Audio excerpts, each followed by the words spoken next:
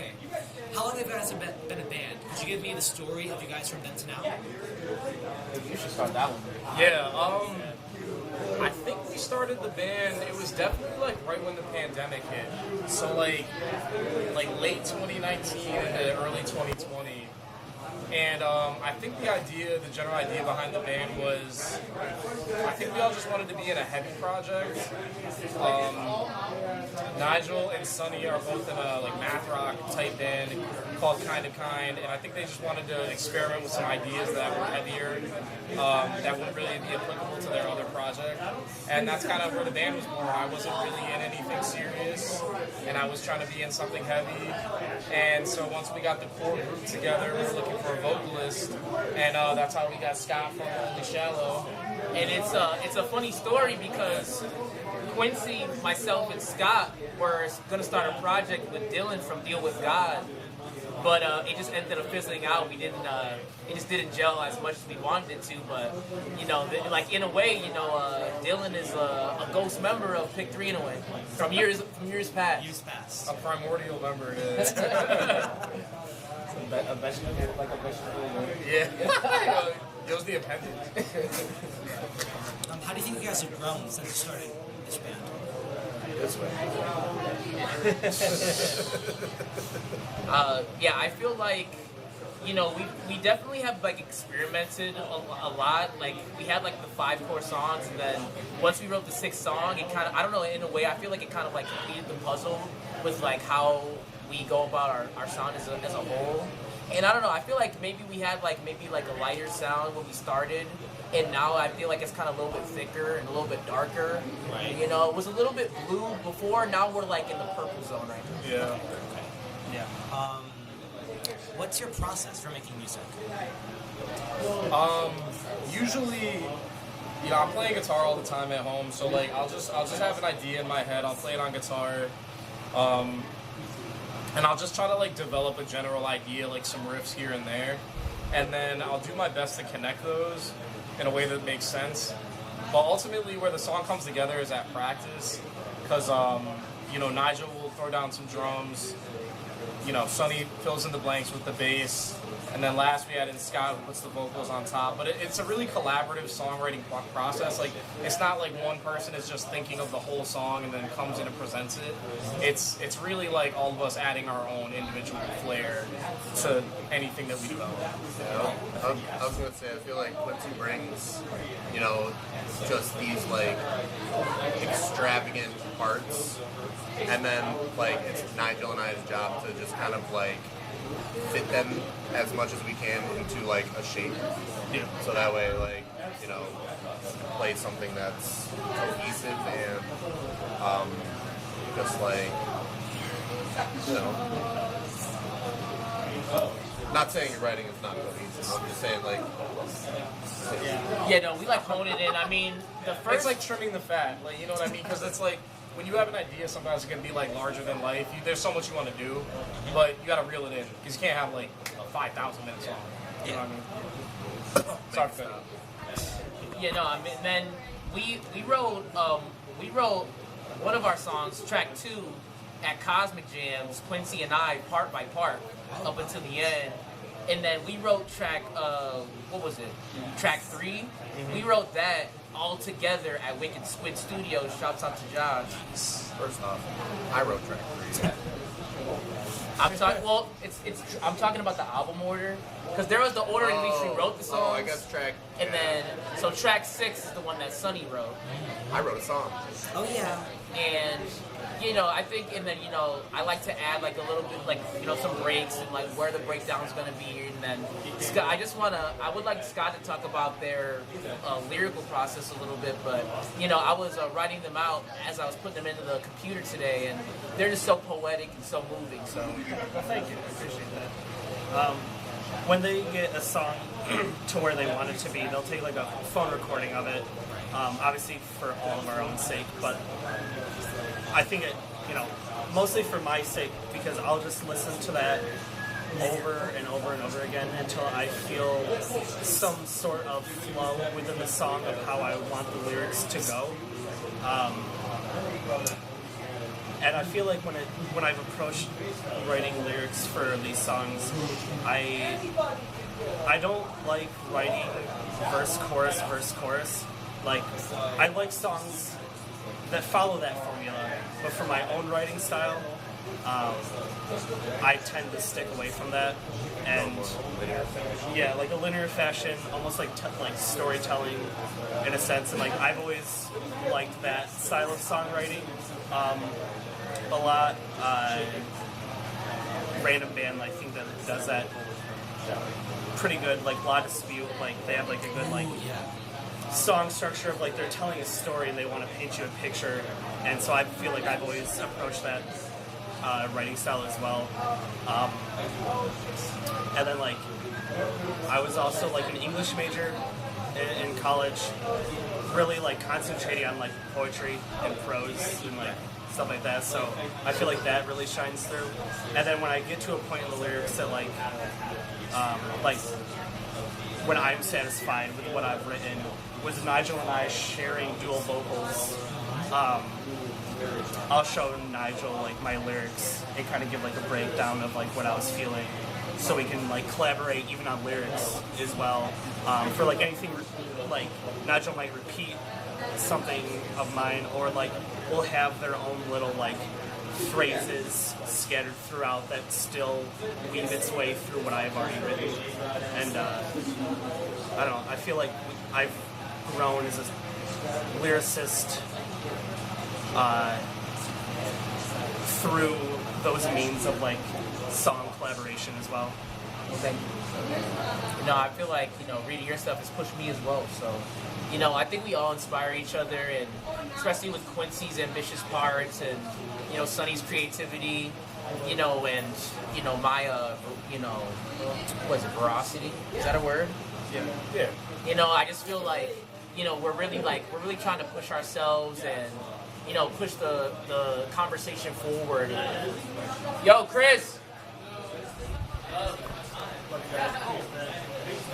But we're really just trying to push the conversation forward, and also like harken back to some of like those early, you know, early 2000s bands, you know, late 90s bands, you know. And our buddy Keo's here too. Shouts out to Keo. Shout out. But, you know, and it's just really like satisfying for me, you know, always wanted to be in a heavy project to be able to do it with some of my best friends. So, you know, I couldn't ask for anything better. Yeah, I think that's like the best part of all of this is just like we're really just like we just get together at practice, like we shoot the shit, we have fun. You know, there's tension here and there, but at the end of the day, it's like we're just getting together to write some songs, play some shows, travel with our buddies, and I'm just excited to see where it goes from here because so far it's been fun. Awesome. What is your favorite type of show to play? I feel like that might differ from member to member. Favorite show? Yeah, favorite type of show. Baltimore. Baltimore, Yeah, that was we played at this venue called Holy Frijoles. It's like a Mexican restaurant / bar / like arcade type joint. So that was really cool because like everyone, like literally everyone in the crowd just went nuts. Like I think that was our most animated crowd by far. Like, yeah. Shouts out to Power Washer. They're gonna be here in July. Shouts out to them. shouts out Cooney. They played that show as well. Cooney from DC. Love you guys. Hell yeah. And another show that we played was a show in Toronto through the New Friends DIY Collective, and they treated us so well, and the crowd was so receptive, and that was one of my favorite shows. So shouts out to Toronto. Yeah, for New Friends, it's great. Yeah, shouts out the arcade. That was the arcade DIY. Shouts out Max. They took care of us. What's a city you guys have not played in yet but really want to? We should. Anywhere we haven't been yet. Let's all say one. I'll go first. Montreal. Stoked to play in Montreal. We have yet to book something. Boston. I'm trying to hit Boston.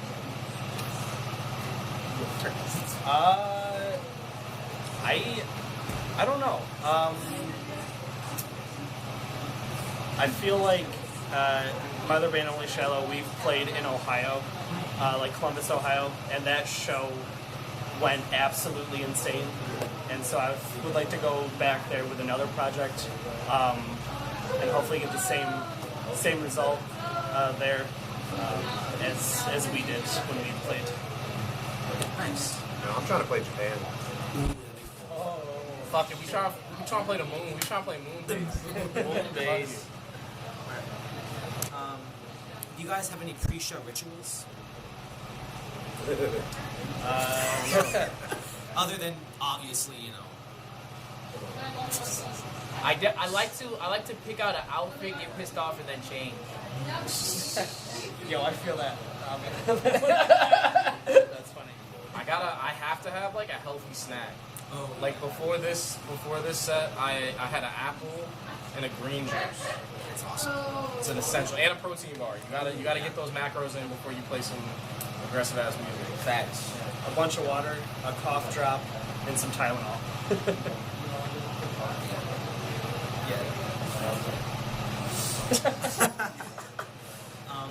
What is something you wish you saw more in our scene? More screamo. Ooh, yeah. Facts. I want to see more mixed bills, straight up. Yes. I mean, Rochester gets shit on a lot for having mixed bills from like other cities, and I feel like that's one thing that makes Rochester really unique is that we've honed in the mixed bill, and like I don't know, I have way more fun seeing a whole wide array of acts.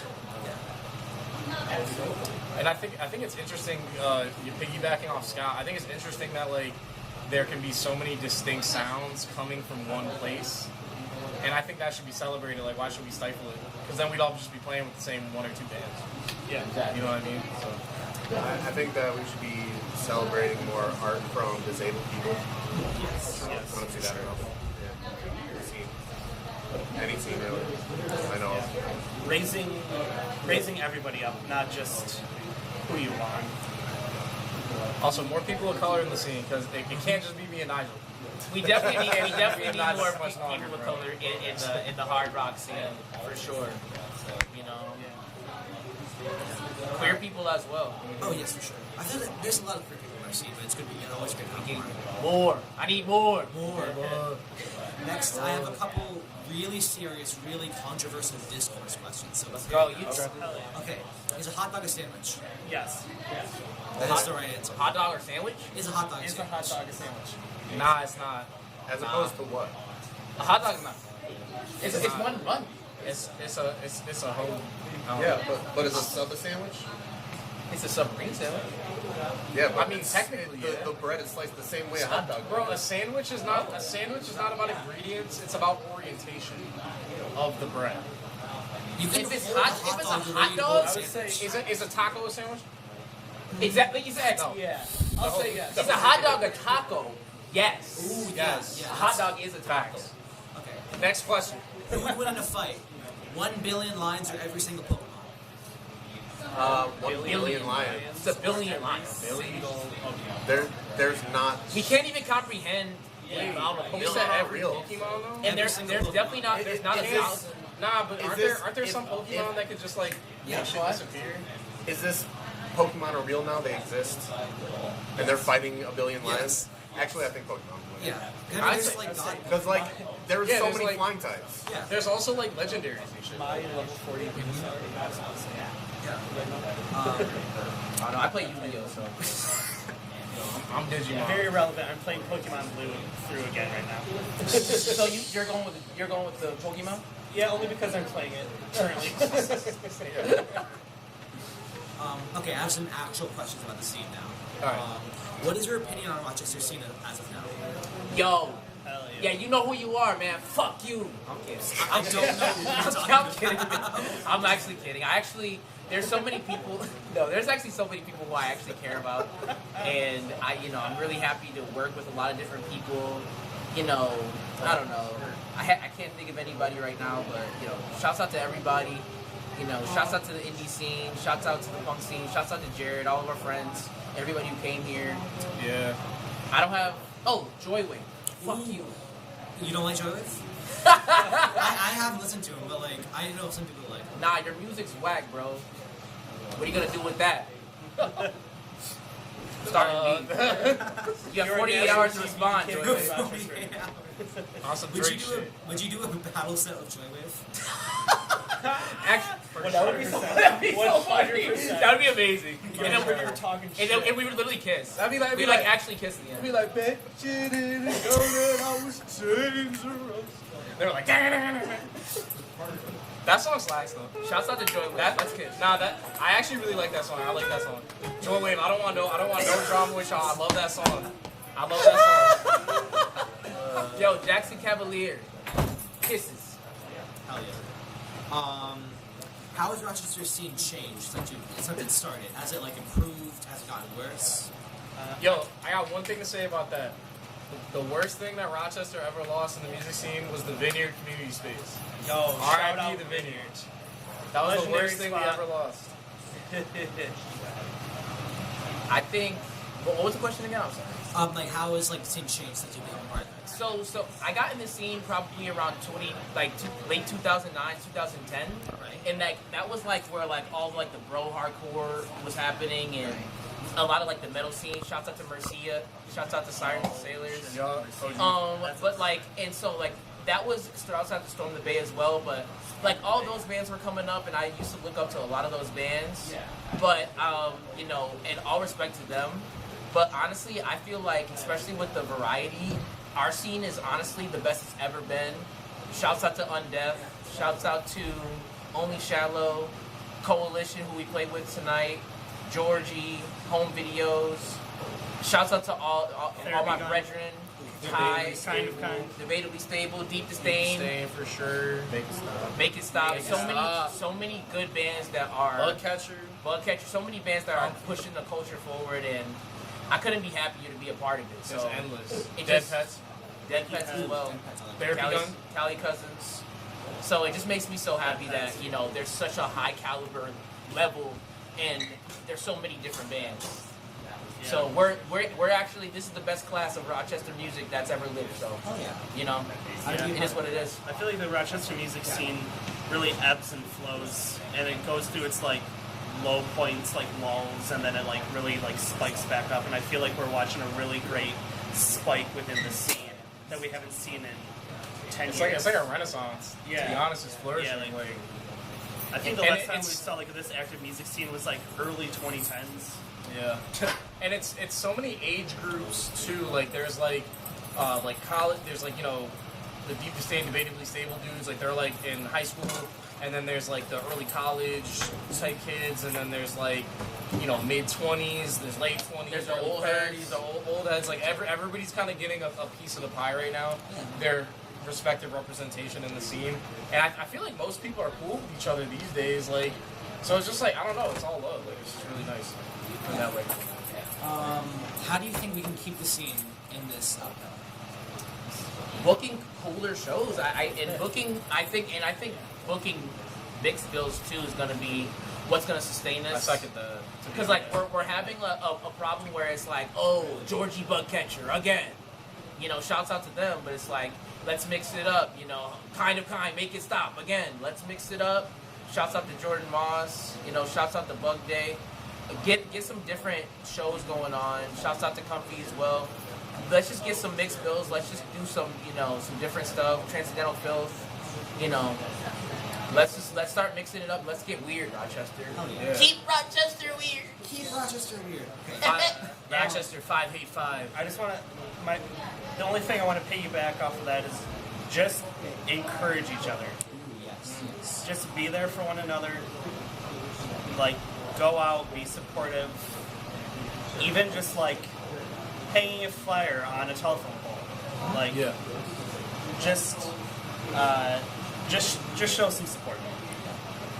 And also, one more thing, sorry, I just wanted to add, also just like jamming with like different types of people, starting projects with like somebody that you might not like typically think of starting a project with. Like, you know, I think it's cool when like one of the indie kids gets in a project with like one of the metalcore kids, and then they get somebody who, you know, typically listens to death metal on the vocals, and then see what you can all come up with. It's like a synergy of different styles and different flavors. Like that also keeps the scene alive when everybody's just mixing stuff up, mixing shit up. Yeah. Sorry, I stuttered. How important is unity between our scene with like Syracuse scene and like Buffalo scene? Like that whole upstate New York area, how important is that unity? It's very important to me, even though Buffalo, y'all are sus. Buffalo doesn't like Buffalo, y'all are sus. Syracuse, I fuck with Syracuse. All my friends in Syracuse, Lucas, Trent, everybody who I'm not naming right now is from Syracuse. Like I fuck with y'all heavy. We're like this. So Keep it a bean. Toronto fucks with us more than Buffalo does for some reason. Right. I don't know. We were late to a show in Buffalo once, and niggas just like could not get over it. So I don't know. We apologize though. I'm sorry. Shouts out to Jared from the Lavender Room, who has been putting on for us in Buffalo. Jared's looking out for us. Jared's like the only person looking out for us in Buffalo. Yes. But I really care about Rochester, Buffalo, Syracuse, and like expanding that even to Albany and Troy and Binghamton. I really want to emphasize bringing the youth into the scene and making something even more than music and making people more conscious about the diversity of cultures that are inherent in our cities. So it's like I think it's important that we get involved, that we think politically, that we uplift each other, and that goes for Rochester, Syracuse, Buffalo, everywhere. Yep. And being inclusive is like so important to that, And we need more and more until, Also, stop the this is just for the camera one time. Stop the cool guy. Stop the cool guy. If somebody comes up to you and they want to talk to you about your shit, or they're saying that they like your music or something, be hospitable. Say thank you. Learn their name. Shake their hand. Don't cool guy. Don't be like, be. You know what I mean? We're all just trying to make our art and have a good time doing it. Be polite to the people around you. Be polite to your peers. You know what I mean? We're neighbors. Literally, it's like as much as I joke around, it's all for jokes. I don't really have much of an ego. I mean, everybody who knows me knows I go to shows all the time. I'm always supporting shows, and I'm just such a fan of music, and it's just like I just love seeing everybody thrive, and I just think it's really important to just like make friends. Like there's certain people who like without the scene, they would not have the support that they need to be a healthy person. So it's like, without my friends, I would have spiraled a long time ago if it wasn't for hardcore music. So, it's so important that we welcome people in and we bring people of all different types of, backgrounds and, cultures to just like really contribute. Alright. I've kept you guys here for a while, so we're just going to do a couple more questions. Do you collect any physical music? If so, what is like your favorite type? I'm sorry, I didn't hear you. What? Do you collect any physical music? And if you do, what's your favorite type? Physical music. Oh, yeah. Maybe. Sonny has the biggest vinyl collection. Oh, hell yeah. I like tapes. I have a sizable tape collection. I like tapes because I don't know, they're like simple. You just pop them in, press play. I also like how the plastic cases feel in your hand. They're just really tactile. I don't know. Yeah, I have a pretty big record and cassette collection. I've been collecting since I was like 16. Do you think you have a bigger collection than Sonny? I have no idea. What do you think? You guys gonna go vinyl for vinyl? Yeah. Go band for band. Band for band. Vinyl for vinyl. No, I would say vinyl though is what I usually gravitate towards. But I do love and appreciate cassettes, and then I'll grab a CD too because like why not? Yeah, personally, I like CDs the most because they're just the easiest. Yeah. But yeah. Okay. I have one question that's kind of a two-parter, and then just like a final thing. So, what advice do you have for people who are starting or wanting to start bands, and what advice do you have for people who want to mosh but are kind of intimidated? So this is a question tailored to me.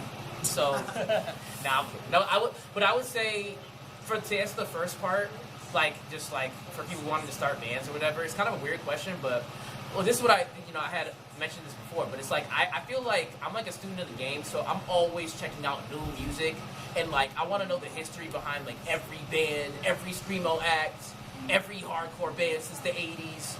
Really do your homework and like really like lock in to the culture before you like dip your toes in it. And then also like honestly, people always go, you don't need theory, and like you don't, but you actually do. Like eventually you're gonna want to apply some of that, and the earlier that you lock in to the theory, it's just gonna, both of those things are gonna exponentially grow your creativity.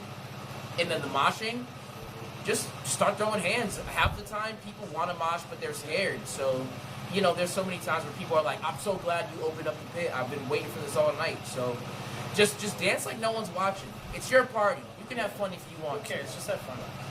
My advice for someone wanting to start a band would be, of like any age, is just like getting involved in your local scene, going to local shows.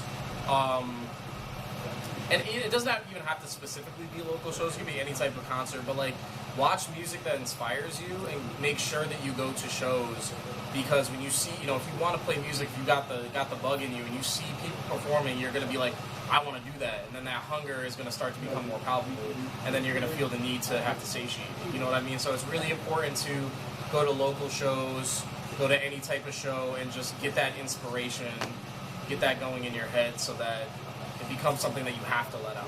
You know, you're like, I have to make music now. You know what I mean? All right, final thing, just real quick. Any kind of, we know you just dropped your new EP, but any new things you want people to know about, like upcoming shows or like new merch shopping or anything like that? July 6th, back here at the Flying Squirrel. We line up to be announced. Oh, sweet. Power Washer will be on it. Oh, hell yeah. But that's our weekender. That's our homecoming show out for our weekender. On the July 4th, we're playing Ottawa, Canada. The 5th, we're playing Philadelphia, and then the 6th, we're right back here at home. And tomorrow, we're playing in Kitchener, Ontario, Sweet. Yeti Cafe. So yeah, that's about it. I want to shout out all the dead homies. May y'all rest in peace. I want to shout out Sawyer Collective. I want to shout out New Friends Fest. I want to shout out New Friends. I want to shout out the Bass God. And I want to shout out all of my comrades here who have kept me sane throughout all these years. Without them, I would truly be nothing. That part. Also, shouts out Jeff Buckley. You left us too soon. All right, well, this has been Pick Number 3 Lord. You can check out their new EP on their Bandcamp, and you said it will be on other streaming services soon. Yep, soon. Yep, everything. Yeah, so thank you guys.